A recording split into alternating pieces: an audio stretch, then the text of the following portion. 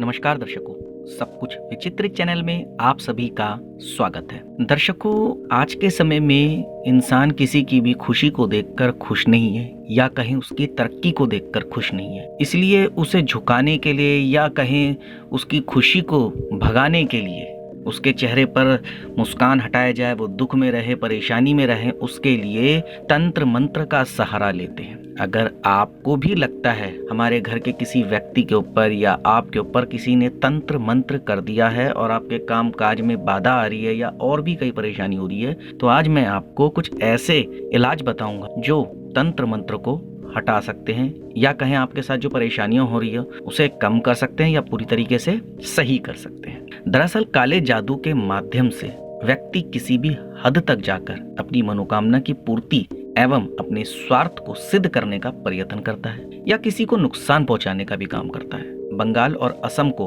काला जादू का गढ़ माना जाता है। ये बातें आप वैसे भी मेरे ख्याल से आज से नहीं, ना जाने कितने सालों से सुन भी रहे होंगे। काले जादू के माध्यम से किसी को बकरी बनाकर कैद कर लिया जाता था या फिर किसी को वश में करके उनसे मनचाहा कार्य कराया जाता था। काले जादू के माध्यम से किसी को भी किसी प्रकार के भ्रम में डाला जा सकता है और किसी को मारा भी जा सकता है। अच्छा, पहले मैं आपको ये बता दूं, ज्यादातर लोग सोच रहे होंगे कि काले जादू से बकरी बना दिए, ये बना दिया, वो बना दिया, तो सिर्फ ये एक भ्रम होता है, वैसा होता नहीं है। हाँ, ये सच है, काले जादू के माध्यम से किसी को नुकसान पहुंचाया जा सकता है। तो आगे की बात शुरू कर। काला जादू शरीर में नकारात्मक ऊर्जा उत्पन्न करता है। ये शक्तियां भारी व्यक्ति के द्वारा भेजी जाती है जो उस व्यक्ति पर आंतरिक प्रभाव डालती है।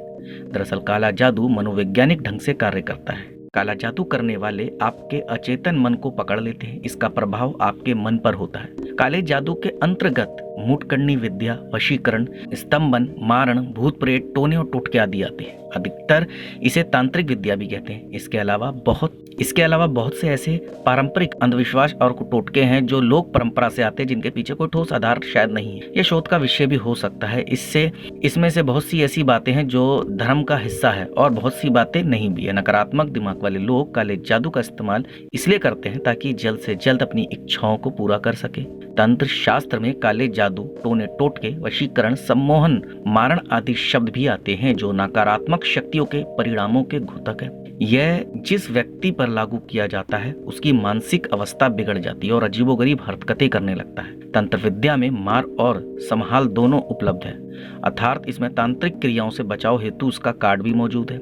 यह एक घातक हथियार है जो न केवल जिस पर प्रयोग किया जाता है उसको नष्ट करता है बल्कि जो इसका प्रयोग करता है उसको भी नष्ट करता है। इसके लक्षण क्या है? जी हाँ, इसके लक्षण पहले तो ये अच्छे से जान ले कि जिस व्यक्ति पर आपको संदेह है कहीं वो किसी बीमारी से ग्रसित तो नहीं है, क्योंकि कई बार जिसे हम तंत्र मंत्र सोच रहे हैं और उसको निकले कोई वैसी बीमारी जो डॉक्टर ठीक कर सकते हैं और हम तांत्रिकों के या और भी इस तरीके के जादू टोना करने वालों के पीछे भाग रहे हैं। फिर इसके अलावा जब डॉक्टर्स के पास चले आए और कुछ थोड़ा बहुत आपको नहीं दिख रहा है और फिर जांचे कि उस व्यक्ति की कुंडली में कोई ग्रह ऐसा तो नहीं है जो उसे अशुभ फल दे रहा हो। यदि कुंडली और चिकित्सक जांच सही आए और व्यक्ति की हालत में कोई सुधार नहीं हो, तब हो सकता है कि किसी ने उस पर काला जादू यानी कि तंत्र क्रिया की हो। और मैंने आपको बताया था इसके लक्षण। देखो, लक्षण ऐसे होते हैं, पीड़ित व्यक्ति का स्वयं पर नियंत्रण नहीं रहता, जो स्वयं को और दूसरों को भी शारीरिक और मानसिक नुकसान पहुंचा सकता है। इसके अलावा व्यक्ति के शरीर के हिसाब से उसमें अधिक बल आ जाता है। उसके नेत्रों में जलन, बार बार पेशाब आना और उदासीन और गुमसुम रहना शुरू हो जाता है। पीड़ित व्यक्ति को गुस्सा और चिड़चिड़ापन भी रहता है। चेहरा कांतिहीन तथा पीला हो जाता है, पर भूख ज्यादा लगती है। जी हाँ, ऐसे व्यक्ति को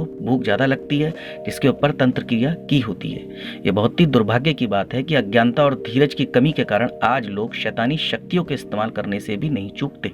ऐसे बहुत से लोग हैं जिनमें काले जादू के कारण विभिन्न प्रकार के फल को भोगना पड़ता ही है, जैसे कि सारे गुण होने के बावजूद भी रोजगार नहीं मिलता, अच्छा कार्य करने पर भी तरक्की मिलना और ऊपर से अफसरों की सुनना, ये भी एक बड़ा विषय है। इसके अलावा आय का स्रोत यानी कि कमाई का साधन बिल्कुल से बंद हो जाता है। शक्ति होने के बावजूद भी घर में बैठे रहना, काम नहीं करना, दिन भर नींदी रहना, रोज बुरे सपने आना, व्यापार में एकदम से नुकसान शुरू हो जाना और कारणों का पता भी नहीं चलता। इसके अलावा वैवाहिक जीवन का नष्ट हो जाना, सब ठीक चलते चलते अचानक रिश्तों में खटास आना, बिना किसी कारण के तलाक की नौबत आना, रोज गाली गलौज, मार पीट, इस तरीके की बहुत सारी चीजें होती है। इसके अलावा और भी, जैसे कि कहीं पर भी आग लग जाना और नुकसान होना, घर पर चीजों का गायब हो जाना, पूरे घर में एक भय वातावरण का निर्माण हो जाना, खून की उल्टियां होना और मृत्यु नजर आना, गंभीर बीमारी से ग्रस्त हो जाना और सब तरफ नकारात्मक वातावरण का निर्माण होना। और सबसे बड़ी बात है कि कई बार व्यक्ति बहुत सारी चीजें करने के बाद भूल जाता है, जैसे कोई वस्तु रखता है तो उसे यही नहीं पता होता मैंने कहाँ रखी। इसके बचाव में आपको बताता हूँ, ऊपर वाला चाहे अगर किसी भी व्यक्ति के साथ, तो मैं उनको कुछ ऐसे बचाव बता रहा हूँ जिन्हें करने से उन्हें अवश्य ही फायदा मिलेगा। जैसा कि मैंने पहले बताया है कि काला जादू बहुत ही भयानक विद्या है और इसके परिणाम किसी भी हालत में ठीक नहीं हो। इसके बचाव जरूरी है। अगर आप एक सुखी संपन्न परिवार हैं, अच्छा व्यापार चाहते हैं, काले जादू से ग्रस्त हैं, आपको अपने सुरक्षा के उपाय करने चाहिए। अब मैं आपको सबसे पहले जो बताना चाह रहा हूँ वो सुनिए। एक सिद्ध महाकाली यंत्र अपने घर में स्थापित करें और रोज दीपक और धूप देते रहें, बहुत इससे फायदा होगा। अगर परिणाम ज्यादा गंभीर हो तो पूरे घर को सुरक्षा कवच से बांधा जाता है, जो आप किसी विद्वान व्यक्ति जो तंत्र मंत्र के बारे में जानता हो उसको बताएं और वो ऐसा कर देगा। घर के सदस्यों को सुरक्षित करने के लिए उन्हें महाकाली कवच या हनुमान कवच जो कि सिद्ध हो उसे पहनाया जाए। अमावस्या को सफाई करके उतारा जरूर करना चाहिए और गूगल की धूप देना चाहिए। अगर बीमारी नहीं जा रही हो तो अभिमंत्रित जल पिलाकर के रोग निवारण कवच पहनाना चाहिए। इसके अलावा कुछ गंभीर स्थितियों में विशेष पूजा की जरूरत होती है, जिसके लिए पूरी जांच करने के बाद ही निवारण बताया जाता है, जिसके लिए आप तंत्र मंत्र के जानकार को संपर्क कर सकते हैं जो इस तरीके की बुरी शक्तियों से आपको बचा सकते हैं। इसके अलावा गूगल में जावित्री, गायत्री और केसर के चूर्ण को मिलाकर कई दिन तक लगातार सुबह और शाम धूप दे अपने घर में। आपको जैसे जैसे समय बीतता जाएगा थोड़ा बहुत फर्क आपको महसूस होता जाएगा। इसके अलावा गोमती चक्र ले लें 4 की संख्या में। अब इसे पीड़ित मनुष्य के ऊपर से वार कर फेंक दें चारों दिशाओं में। ये आप बुधवार जो शुक्ल पक्ष में पड़ता है उस दिन करें। इसके अलावा कपूर, पीली सरसों, गाय का घी तथा गूगल को मिलाकर धूप बनाएं। आप प्रतिदिन इसे संध्या समय गोबर के द्वारा बनाए गए उपलों के साथ जलाकर धूप दें। इस क्रिया को लगातार 21 दिन तक करें। घर के हर हिस्से में इसका धुआं जाना चाहिए। इसके अलावा लहसुन का रस और हींग मिला ले। अब इसे सुंघा दे पीड़ित को। जी हाँ, ये बहुत कारगर उपाय, इससे आपको बहुत फायदा मिलेगा। मैं आपको इस उपाय को दोबारा बताऊंगा। लहसुन का रस और हींग मिला ले।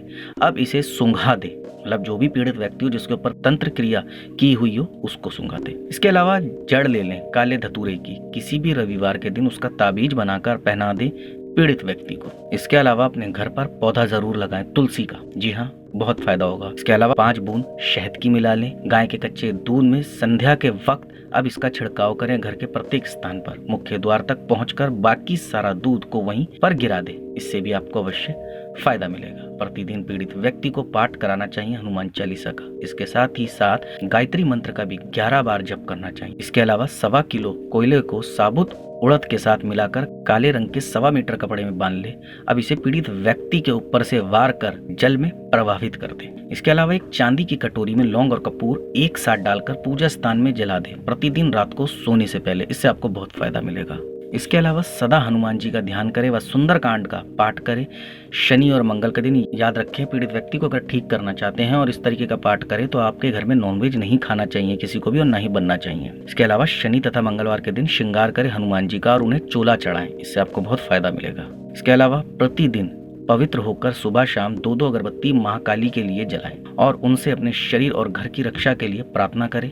माँ काली आपकी अवश्य ही प्रार्थना करेगी। तो कुछ ये उपाय थे। अगर किसी भी व्यक्ति के ऊपर तंत्र किया गया है और वो इन उपायों को अपनाएगा तो यकीनन उसके ऊपर से तंत्र क्रिया हटेगी। और जो मैंने आपको ताबीज बताई या घर में अभिमंत्रित जो जल छिड़कना होता है वो किसी विद्वान जानकार के पास जाकर उनको बताएं, लेकिन तभी जब आप कुंडली भी ठीक है और डॉक्टरी चेकअप करा लिया तब भी ठीक है, तब जाए कि भाई हमें लगता है तंत्र मंत्र किसी ने किया है और आप हमें निवारण बताइए। मैंने वैसे आपको उपाय बताए जो नॉर्मल है वो आप कर सकते हैं, सिंपल है, उसमें किसी जानकार की जरूरत नहीं है, लेकिन जो जिसको करने की चीज है उनको करने दी। अब आपको बताना होगा आपको मेरी ये जानकारी कैसी लगी। आप मुझे कमेंट के माध्यम से बता सकते हैं। आप मेरी जानकारी को ज्यादा से ज्यादा शेयर कीजिए, लाइक कीजिए और चैनल को सब्सक्राइब कीजिए और बेल आइकन को दबाना बिल्कुल ना भूलें ताकि समय समय पर आपको इस प्रकार की सभी महत्वपूर्ण जानकारियां प्राप्त हो सके। धन्यवाद।